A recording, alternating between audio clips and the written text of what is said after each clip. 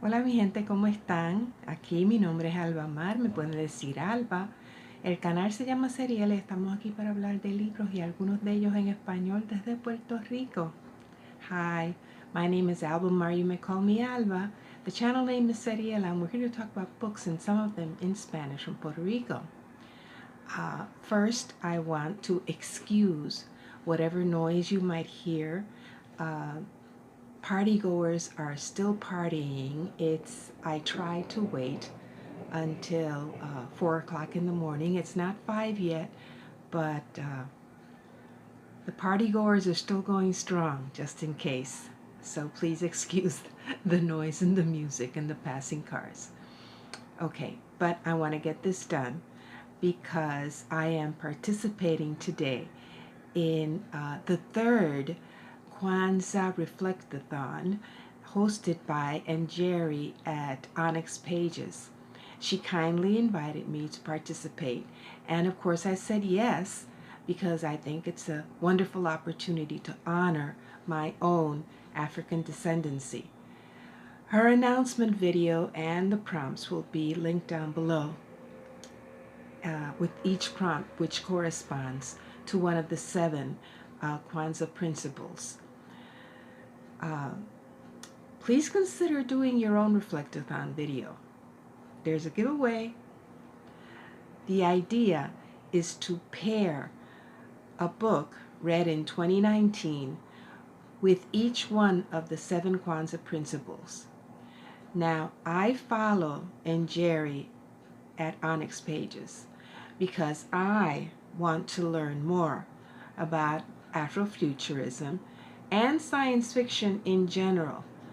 And with her help and that of other booktubers, I've expanded my horizons, and some of those books are on my TBR for 2020, like Octavia's Brood, which is an anthology of science fiction stories from social justice movements. Right up my alley. And N.K. Jemisin's trilogy, which I'll be getting to in 2020. So, now for this video.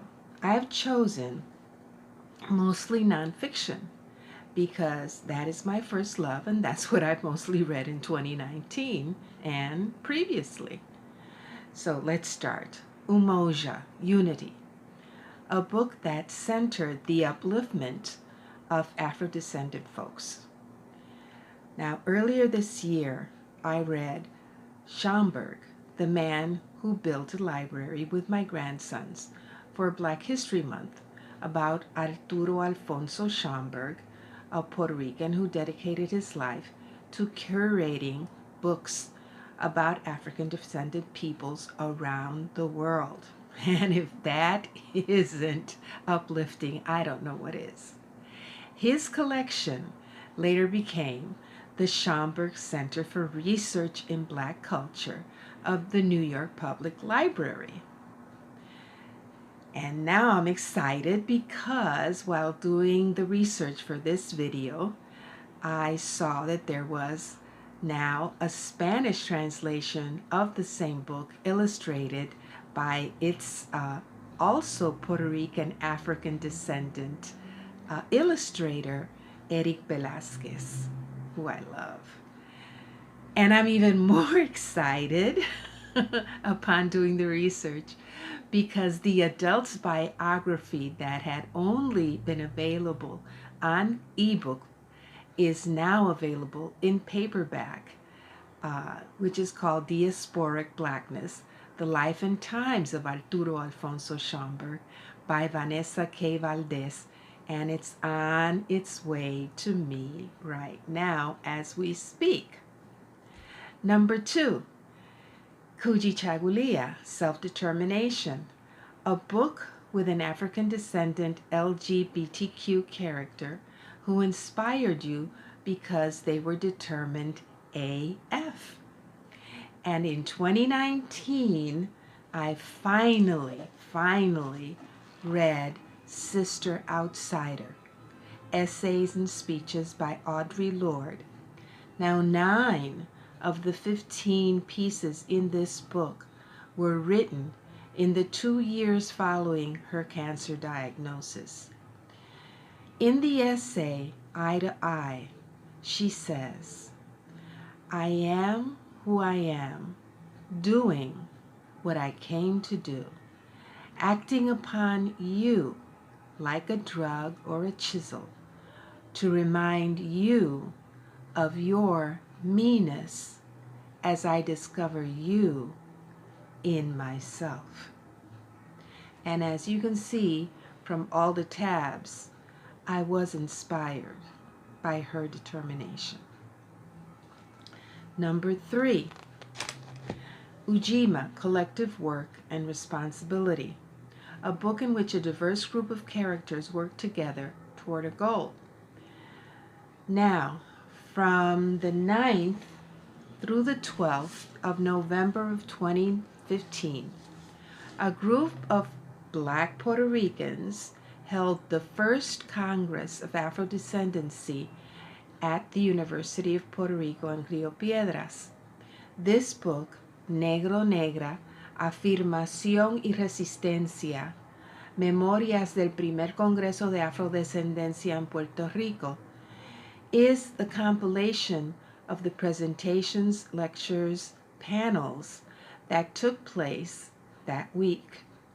It contains a section of Afro-descendants' histories, literature, other cultural manifestations, art, architecture, media, spirituality, and the anti-racist struggle. It's a wonderful book and a fantastic resource. Number 4 is Ujamaa, Cooperative Economics, a book that got you thinking about sharing economic resources. Here, truthfully, it has to be, for me, Underground Railroad by Colson Whitehead, which I actually read at the end of 2018. But when I thought about this principle, it was the first book that popped into my mind, because as I read it, I was so struck by the free and runaway Black people who formed a community towards the end of that book, a self-contained, self-supporting, cooperative community in the rural United States for a brief moment. The following is number 5, Nia, which is Purpose, a book in which an African-descendant character found or developed their purpose. I was going to choose for that The Black Jacobins by C.L.R. James, because what better example of a man with a purpose than Toussaint Louverture and the San Domingo Revolution? But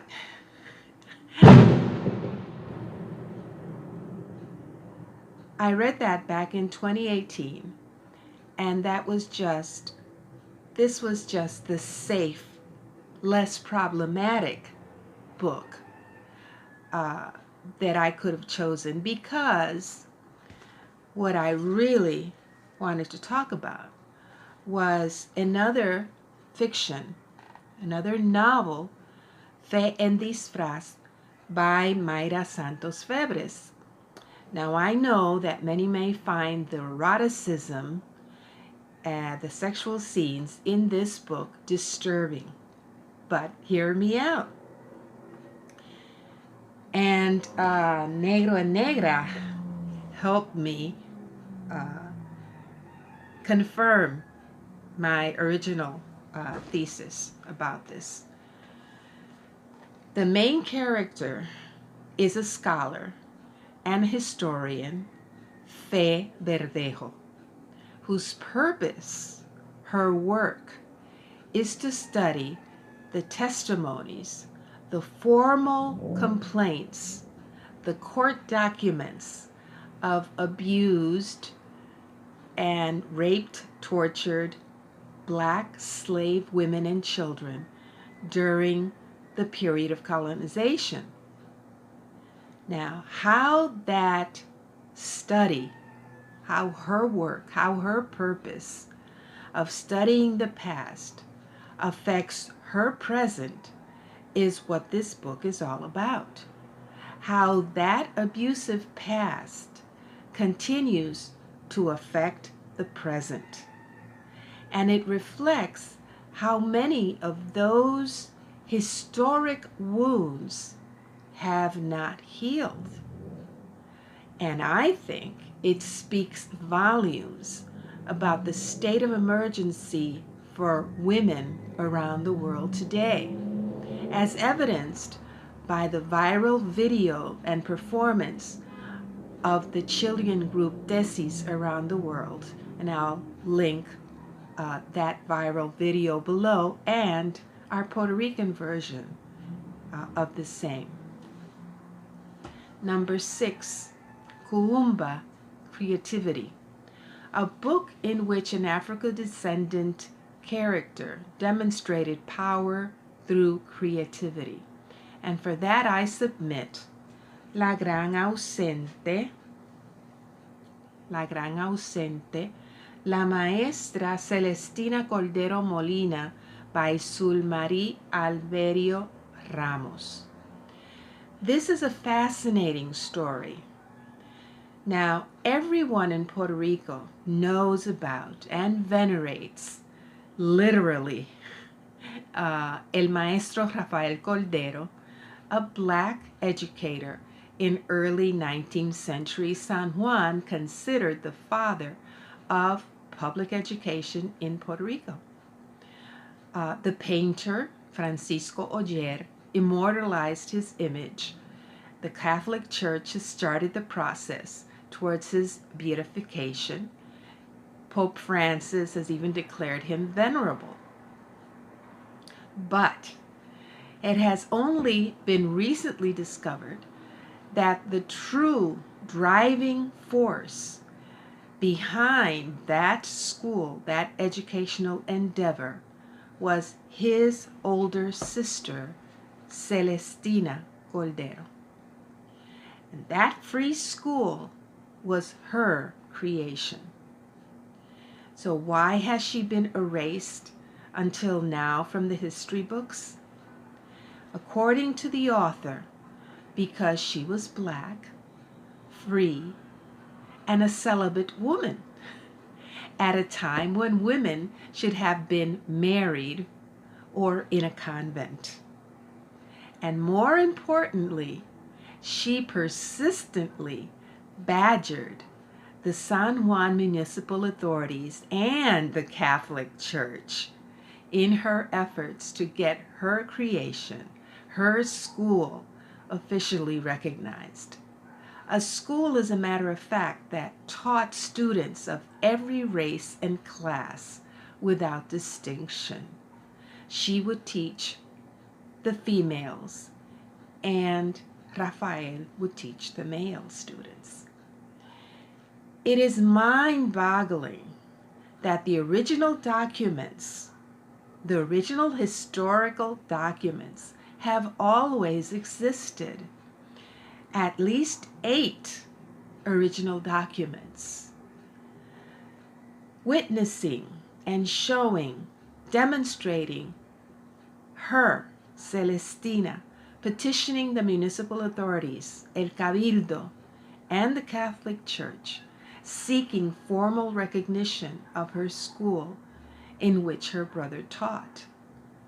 And none of her efforts had ever been mentioned in our history books previous to 2015. He only mentioned Rafael. And number 7, Faith, Imani, Faith, a book that strengthened your faith. And that has to be, hands down, Just Mercy by Brian Stevenson. I talked briefly about it in my last video, so I refer you now to Kathy Trithardt's version of this Kwanzaa Reflectathon for her perspective. Just Mercy, and of course, the summer of 2019 in Puerto Rico, and may it be repeated in 2020.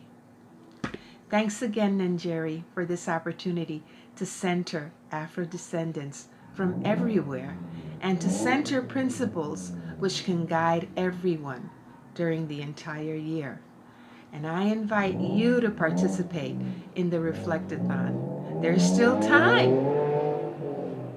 There's still time until January the 1st. Now take care, everyone. Keep reading. Cuídense mucho, mi gente. Sigan leyendo. Adiós.